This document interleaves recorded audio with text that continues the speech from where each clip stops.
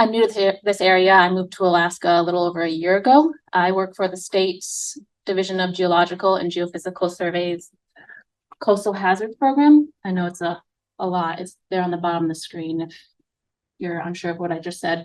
And we're a rather new team. So before I was here, Jacqueline Overbeck was the program manager. I'm not sure if many of you know who she is. She did a lot of this work, and a lot of the work that I'm going to be talking about was done by her and Rich Buzzard, if you know who that is as well.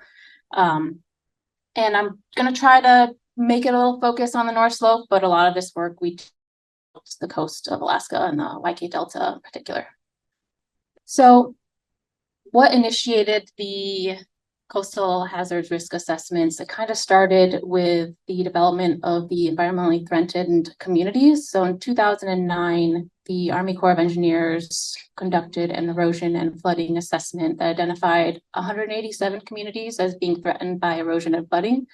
And then later that year, the Government Accountability Office mentioned that not much progress had been made on this concern. 10 years later, the Denali Commission, and I wish Liza was here, she could speak on this, they developed the statewide threat assessment and identified 144 communities that were impacted by both erosion and flooding, and then possibly permafrost. So one or more of those hazards. So as the state of Alaska is involved with this, we are working with other entities to identify the communities in this list that would like to participate in the risk assessments. And another key component of that is building our baseline data sets, which hopefully some people in this room might be able to help with as well. So once those communities were identified, we, I'm not sure what order it went in, but we have funding in support of developing these risk assessments with our partners at the Alaska Native Tribal Health Consortium, or ANTHC, through the National Fish and Wildlife's National Coastal Resilience Fund.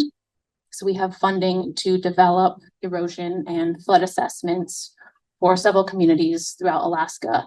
And the North Slope focus is leveraged by the A-STAR project, which I know Scott Evans mentioned when he was here. So it's a little bit harder to see the connection with the development of the road and how our coastal risk assessments fit in there, but that's how we're leveraging this work with the funding through A-STAR. And the main steps, so we're helping with assessing the vulnerability, so collecting that data, developing those risk assessments, and then we'll work with ANTHC and other partners and engineering consulting firms to identify solutions, and then they'll take the action in reducing those risks. And then we, along with others, can continue monitoring those impacts from what actions were taken. So one of the key parts of, as I mentioned, was the baseline data collection. We have a very large database that is actually under construction right now that will allow you to look up a community and see what data has been collected and how it ranks in terms of threats and other plans and engineering projects that are in place. And I just wanted to highlight more so focused on the state's involvement on the North Slope. So these are the 5 communities. Sorry, you can't see Wayne Ipiagvik on this, but it's up there underneath the headers there. But these are details on the type of data and when we've collected it or when we plan to collect it. So we do ortho imagery and elevation model data collection. We fly the drone in these communities when we can, or where we can't, try to get it from other folks that have. We do nearshore bathymetry. We have a single beam sonar that we ride around in a boat in the coast and collect some bathymetry. And then we also do surveying of coastal profiles. Try to do those in places where they've been done before. So Ann Garland, you mentioned before, is doing some coastal profiles with the community here. We were here this past week and went over those and collected some data last week. And then we also went to Wainwright and did that this past week. And then we have community-based monitoring, which is really important, and I'm glad we had that conversation earlier. I feel like that's a big piece that we want to try to bolster and gain more involvement with the communities on our community-based monitoring, and I'll talk a little bit more about what that might entail. But so yeah, we went to Wainwright and Utqiagvik this past week. We tried to go to Point Lay, but there was a lot going on, so we just attended that community meeting. So we're planning to go to Point Lay, Point Hope, and Kaktovik next year to do similar work. So once we've collected all the baseline data, we are compiling the data and developing risk assessments. So we right now have 2 different risk assessments, one on erosion and one on flooding. So these links, I'm assuming these slides will be available to everyone. If you want to look at our publications, the links are there for all the erosion exposure assessments that have been completed. And then the flooding assessments there's a few that have been completed, but there's others in progress. And on your USB flash drives, the ones for Point in Wainwright. Oh, awesome. So the erosion exposure assessments are in your flash drive. The ones that have been done for the North Slope. So the erosion assessments, so I'm going to look at my notes a little bit here because all this was done before I came to the state. It was done mostly by Jackie Overbeck and Rich Buzzard. So from what I could gather, they collected historical imagery and delineated the shoreline and took that data and developed, I believe it was just a linear model of the change and projected that into the future for, I think, up to 75 years into the future, and then line that up with the infrastructure that was available, the maps that were available showing where the infrastructure was, and line that up with the areas that were going to be impacted. So this is for Napakiak. You can see all of the buildings that are in the colored zone there that are threatened depending on the time. So in the purple, if anyone's been to Napakiak, you can see how much has eroded already. It's pretty crazy. But so they took those infrastructure that was going to be potentially lost and calculated the cost. So that information was provided from ANTHC and other engineering consulting firms and associated a cost with what would be lost. And then I just wanted to mention a couple things. So they developed this for 33 communities, and they said 40% of the costs are expected to occur within the next 2 decades. So in addition to the erosion assessments, we have the flood exposure assessments. So the plan is to do this for 29 communities, and I believe 5 or 6 have been done already. So similar type of baseline data is required for this in addition to what we call historical flood research. So this involves a lot of online digging of storms that impacted a community historically from NOAA, National Weather Service, or other personal communications. Will go out into the communities. And one of the big parts of gathering the data here is to sit and talk with the communities at community meetings and ask them, what's the biggest storm you've experienced in your lifetime? What are you most concerned about? What areas are you most concerned about?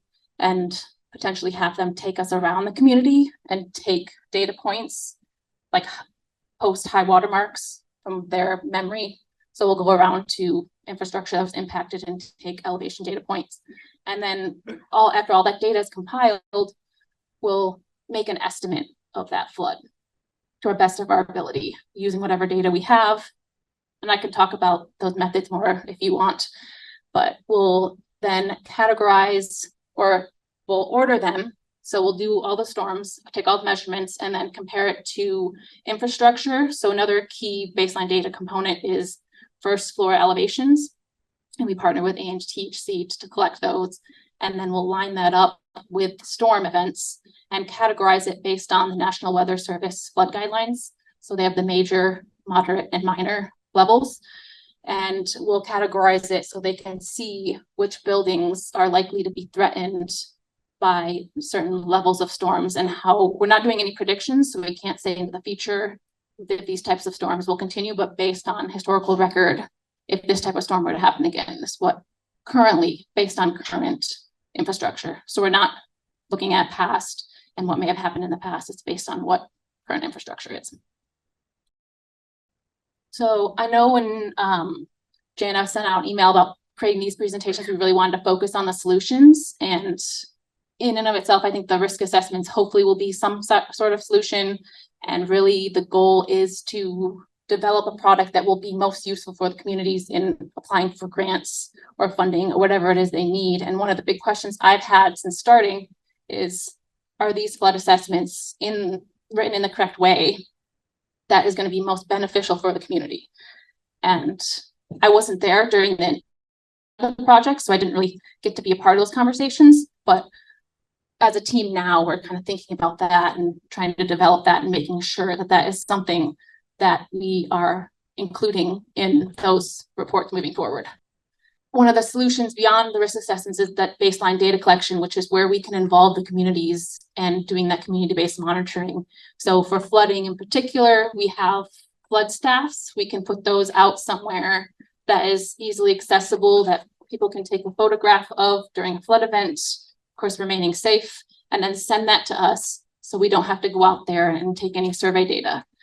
The next step, if we were to be able to go out there, that middle photograph there is us after Merbach, I believe that's Hooper Bay, taking a high water mark elevation point of the debris line there.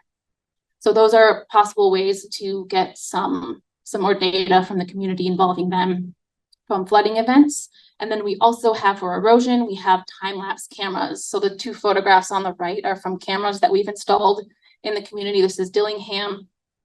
So that's something that has an SD card and batteries. So we'll have someone in the community that will stay in contact with and share and send in the mail batteries and SD cards and get that data back. And that, you know, just like hopefully, I know it's difficult because we were talking about turnover and everything, but that's something that would help with the data collection and involve the community in these projects. So that's mostly all I had to talk about. These are photographs of our visit to Wainwright last week. So I can go through them real quickly. We're surveying a water level sensor that we put out in the water there on the top left. The top middle is actually, we're trying to change out the SD card in one of our cameras that's installed on that snow fence. Nora Minsky, that's our new program manager. She's flying the drone there on the top right, and then she's also on the bottom left in the middle of a coastal profile. And then you can kind of see him, Casey, he's our GIS analyst in the middle on the bottom. I think he's taking a break on a coastal profile. And then also on the top middle, that's Jessie Christian. She's our newest employee. She started about a month ago. And then on the bottom right, that's us doing the bathymetry survey in Wainwright, Vincent Boatfish. So we tagged him to ride on a boat for 7 hours, Jessie and I, last week to collect some data.